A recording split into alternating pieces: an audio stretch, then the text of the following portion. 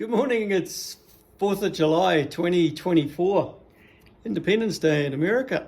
And meanwhile I'm continuing to work on putting together the old CJ7 tub for to be exported back to New Zealand for a company down there.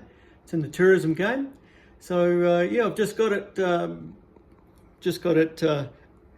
pretty much just fitted in there at the present time. Couple of clamps down the bottom holding it, and and then I've got to then go around and glue all the side, glue that side over here as well, and glue all the way down the bottom. Then I've got a glass over top of that, and then glass over top of that. Then I've got bracing panels to go in, and which I've laid up. They're all next door. It's a case of just assembling the